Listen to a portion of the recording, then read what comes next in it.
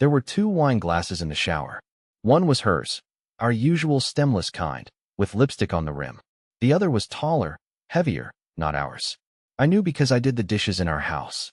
I knew because we only ever owned four, and none looked like this. I stood there, staring at them, water still dripping from the faucet, as steam fogged up the mirror behind me. The glasses sat on the tiled ledge like nothing was wrong. Like it was completely normal for someone to bring a guest's wine glass into the shower at 2 a.m. while their husband was asleep.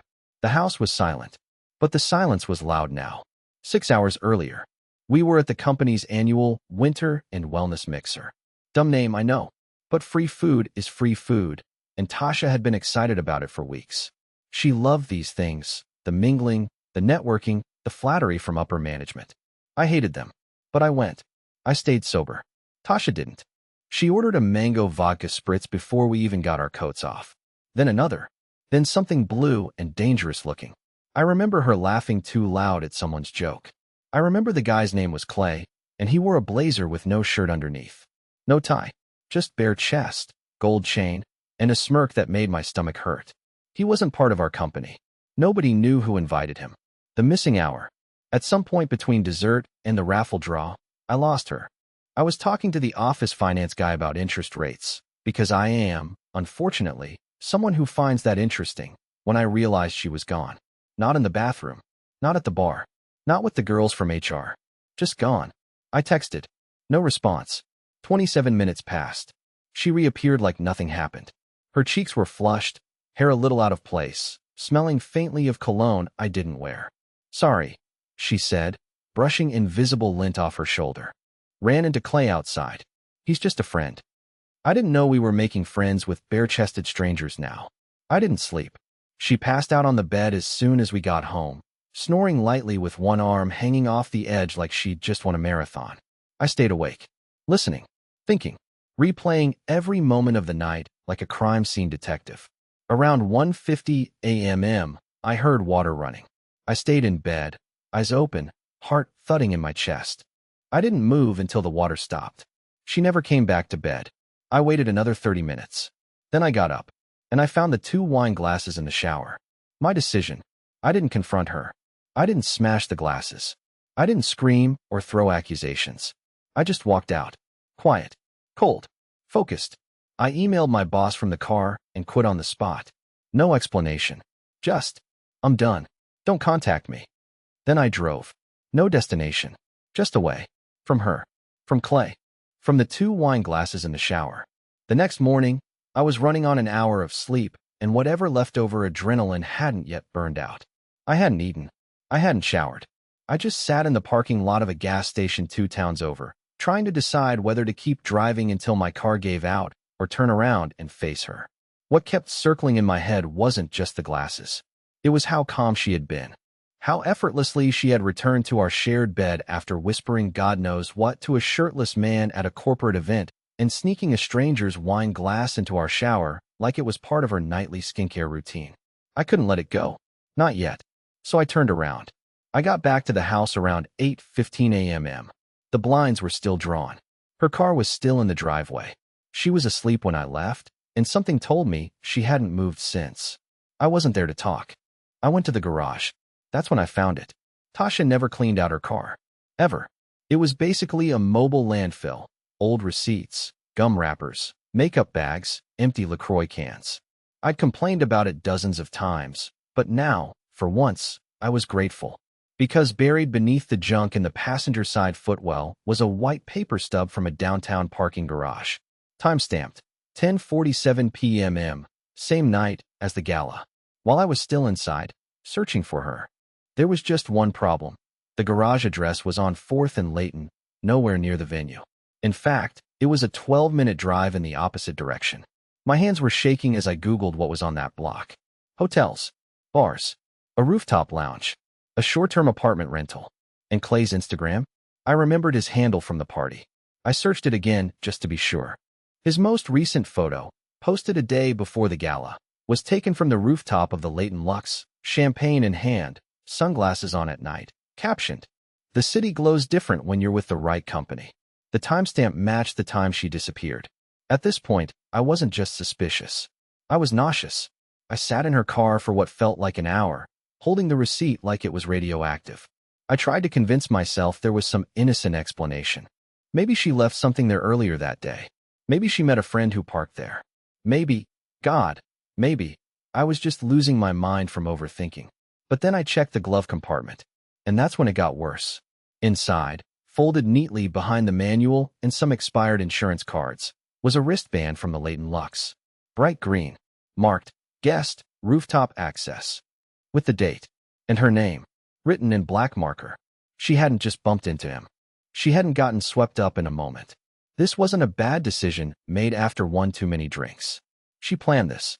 She made a reservation, dressed for it, parked miles away from the party, returned in time to grab a free dessert, and then came home and fell asleep next to me like she hadn't just erased our entire marriage in under an hour.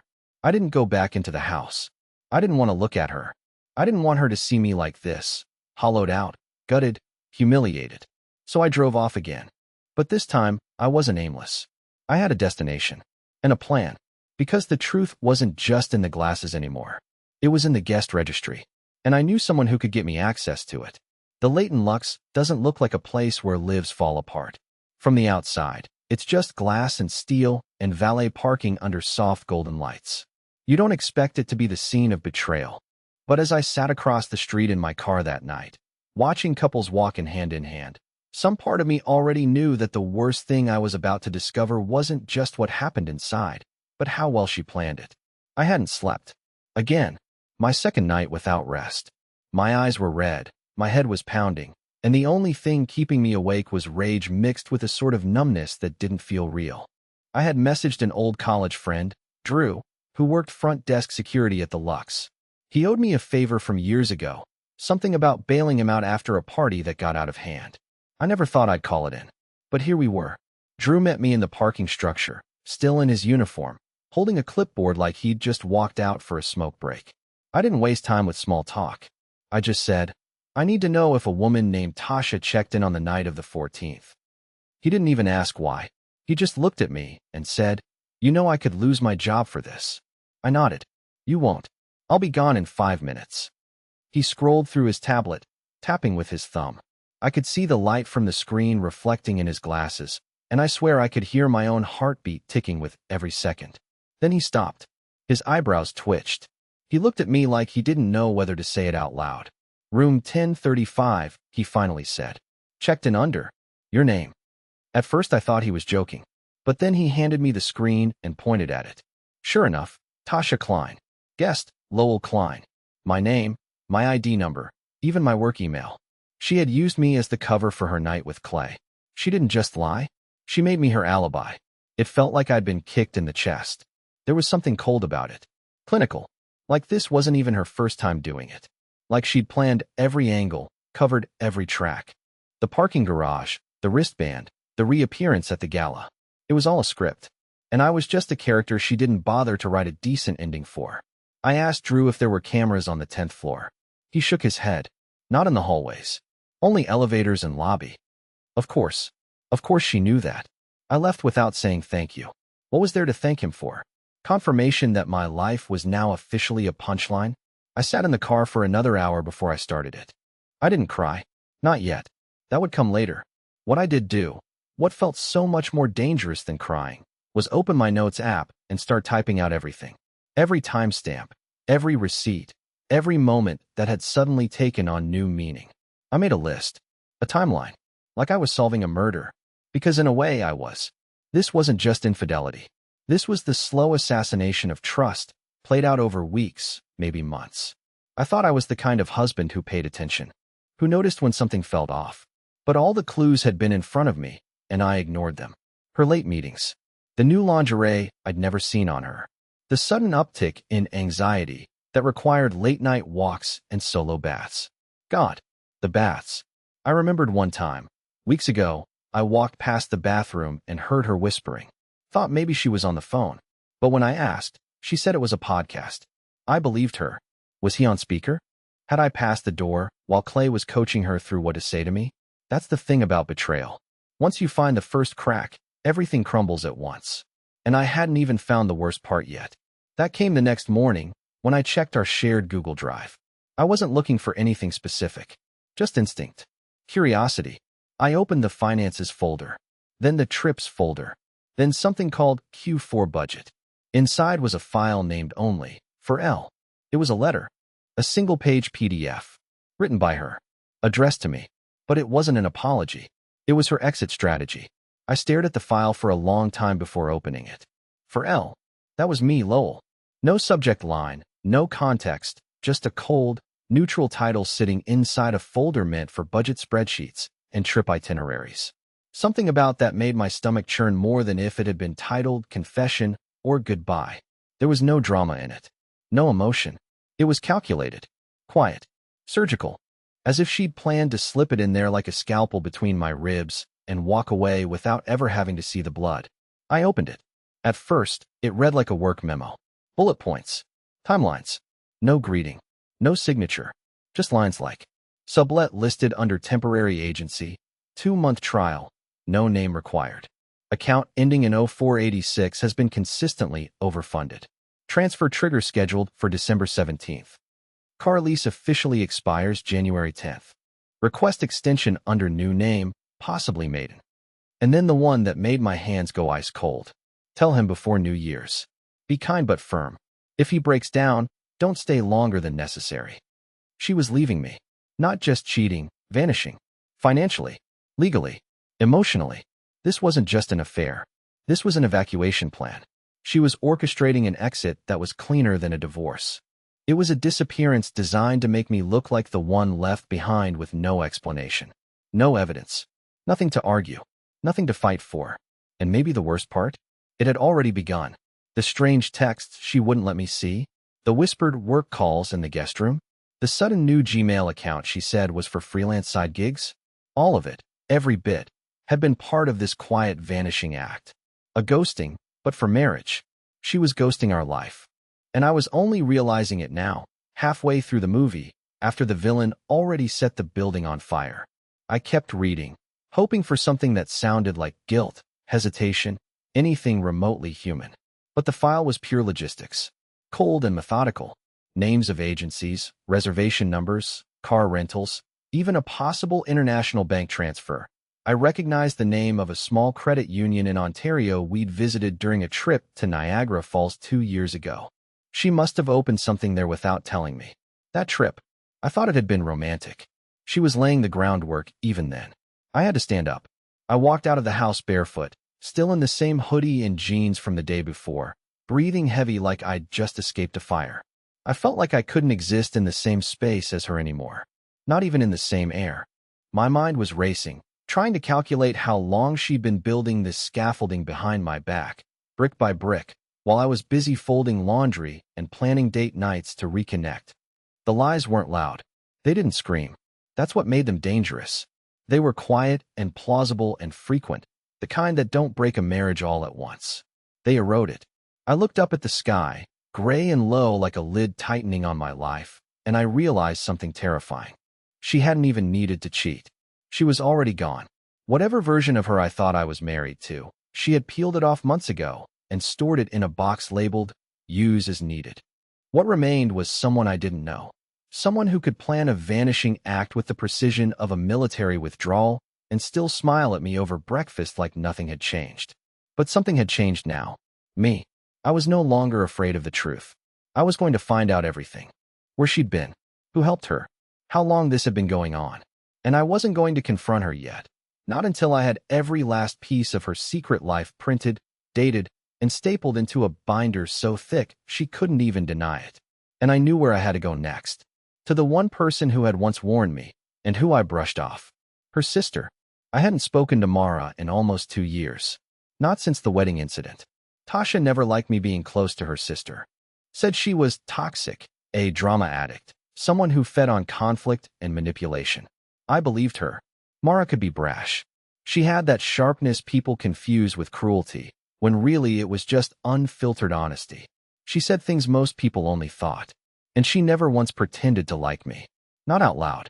At our wedding, she cornered me after the speeches, glass of red wine in her hand, and told me I was too soft for Tasha. She said, "You think love will be enough to hold her down, but she's always thinking 5 moves ahead. You'll blink one day, and she'll be gone. That was the last real conversation we had. I laughed it off, told Tasha about it the next day. She rolled her eyes, called Mara jealous, said she'd handle it. And just like that, I became the idiot husband who ignored the one person screaming fire while the walls were already smoldering. But now I needed the person who saw the smoke before anyone else. I called her from the parking lot of a laundromat on Cedar Street, hands shaking, voice barely holding it together. She answered on the second ring. I was wondering when you'd finally call me, she said. No hello, no small talk, just that same dry, cutting tone that always made me feel like a teenager being told off by a teacher who didn't have time for lies. I asked if we could talk. In person. She gave me an address, some coffee shop in Ridgebury I'd never heard of. I drove there without questioning it, because at that point, she was the only person I trusted more than myself. When I walked in, she was already there. Hair tied up, leather jacket, black coffee in front of her, unread book open just enough to avoid conversation with strangers. She looked up when she saw me and tilted her head like she was examining damage after a car crash. You look like hell, she said. I feel worse. I sat down. For a second, I didn't know how to start. Then I just said it. She was planning to leave me. Not just divorce. Disappear. And I think she's been cheating. Mara didn't flinch. She didn't gasp. She didn't ask for proof. She just nodded. I know. That stopped me. You what? I know, Lowell. I've known for months. She told me everything. And when I say everything, I mean things I hadn't even dared to imagine. She knew about Clay. His real name was not Clay. It was Aiden Claiborne. And he wasn't some mysterious guy from the gala. He was an old boyfriend. Not just old. One she had dated during the early stages of our marriage, while we were still apartment hopping and struggling to buy furniture. They reconnected on LinkedIn, of all places. Aiden had apparently done well for himself. Luxury rentals, crypto startup that exploded and imploded twice, a brief stint in Monaco. The kind of guy who made recklessness look romantic. And Tasha? She had a thing for chaos wrapped in confidence. Mara had found out when she accidentally saw a notification flash on Tasha's iPad last summer. Aiden's name. A preview of a message that said, I miss our nights. Do you ever think about how it felt to just disappear? She confronted her. Tasha, apparently, didn't even deny it. Just said, it's nothing serious. Lowell wouldn't understand. And that was it. Shut it down like she was the one being inconvenienced. Why didn't you tell me? I asked, my voice barely audible. Mara looked at me, her expression suddenly less angry and more tired.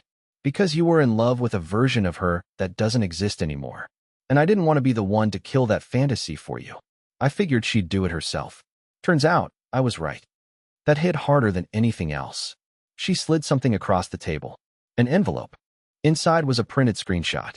An email thread between Tasha and someone named K.J., a travel consultant. They were finalizing international relocation logistics. A list of cities: Lisbon, Prague, Montreal.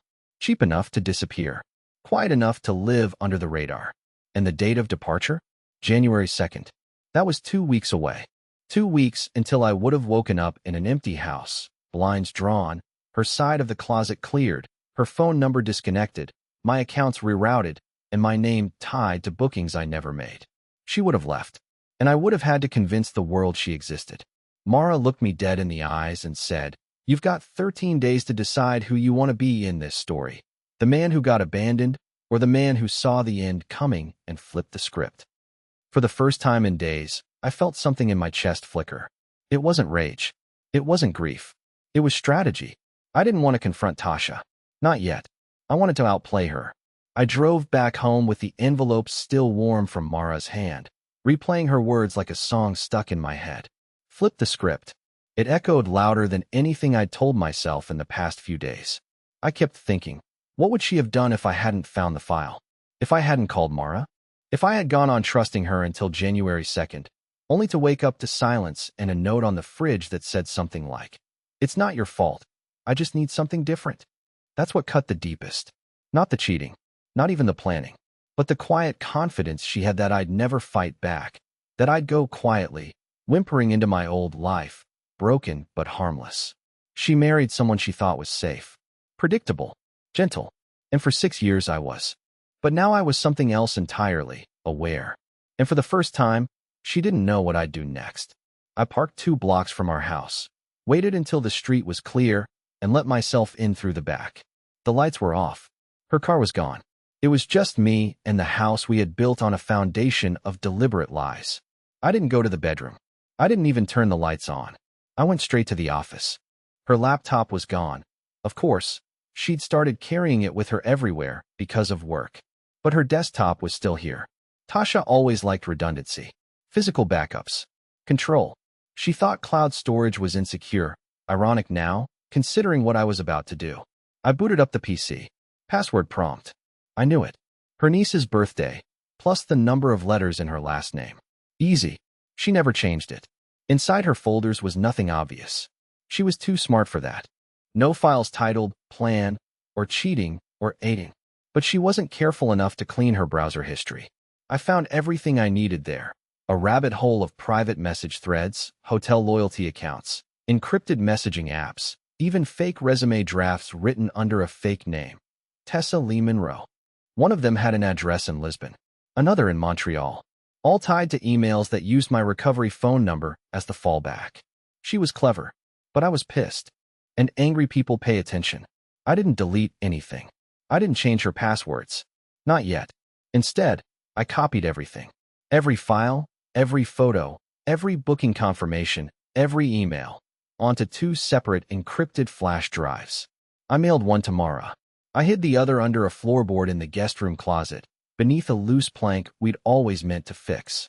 Then, I started playing the part. I cooked dinner that night like everything was normal. Spaghetti. Her favorite. I even lit candles.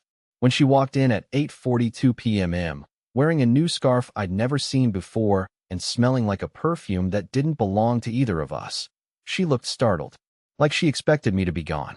But I smiled. Hey, I said. I figured we could eat together for once. She hesitated, then smiled back. That's sweet. We ate. We talked. I asked questions about her day, nodded at all the right times. And she lied smoothly, effortlessly.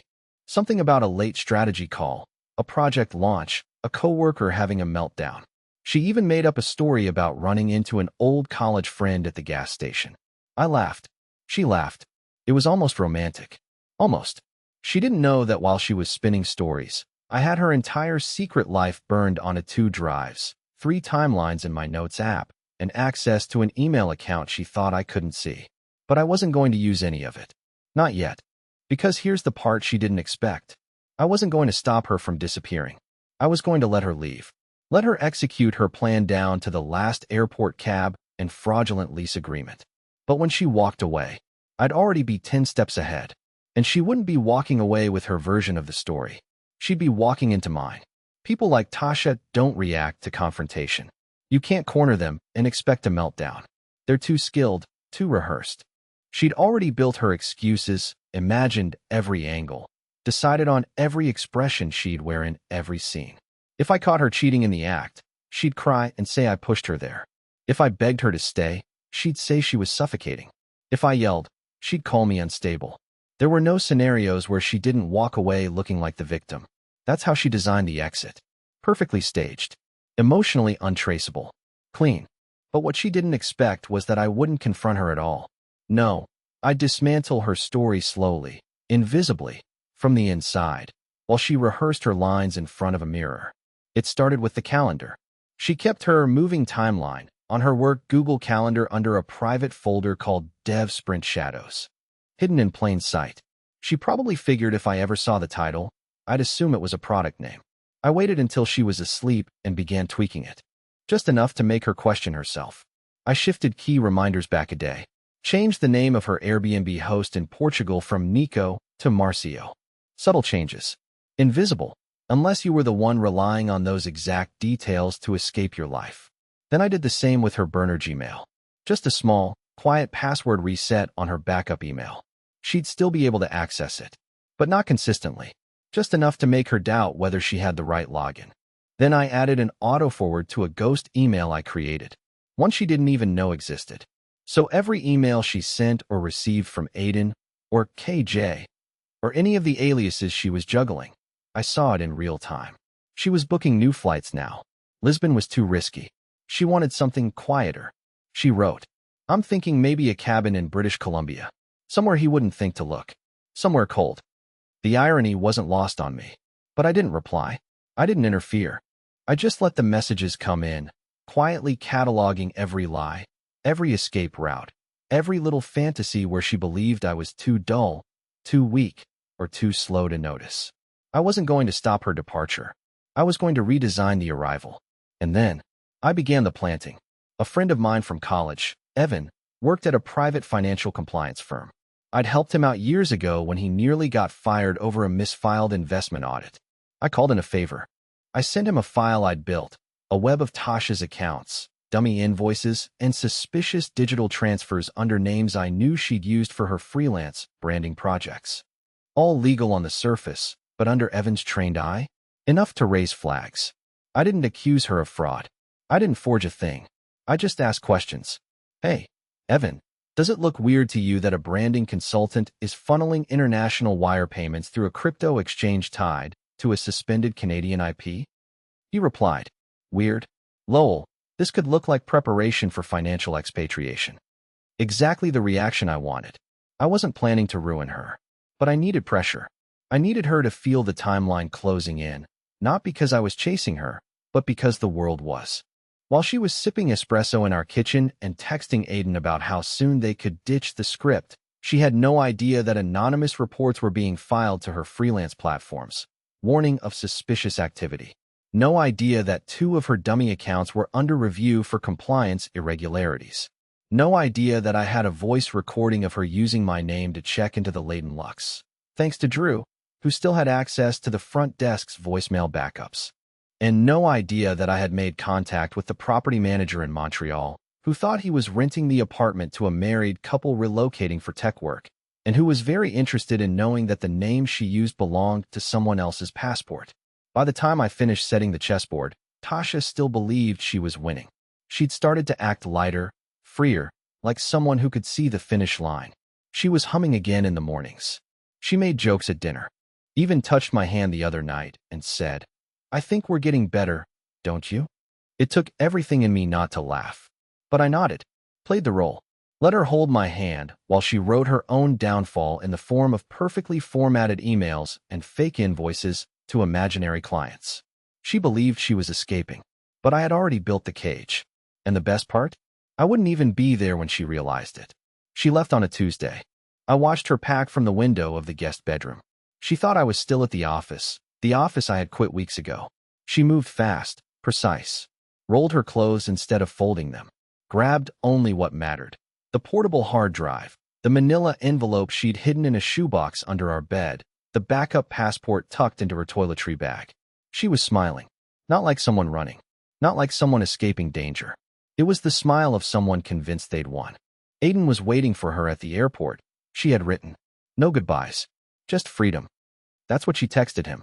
I had read it that morning, along with a half-dozen messages filled with half-promises about Europe, cabins, starting over, and how the past always finds a way to collapse on its own. She was right about that. The past had collapsed, just not the way she expected. I never confronted her, never sent the screenshots, the emails, the recordings. I didn't need to, because that morning, I executed my final move. Before she left, I transferred our joint funds, the ones she thought I didn't know she was draining, into an escrow account with her name removed. She'd forged my signature months ago on a power of attorney template. I reported it, with receipts, legally, ethically, surgically. No drama, no fireworks, just paperwork, attorneys, and a forensic trail of decisions she made without thinking I was watching. Her lease in Montreal? Cancelled.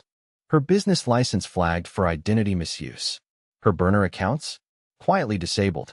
Aiden's visa application? Denied. Turns out someone had anonymously forwarded screenshots to a customs fraud division in British Columbia. The chain reaction unfolded without me ever having to touch it directly.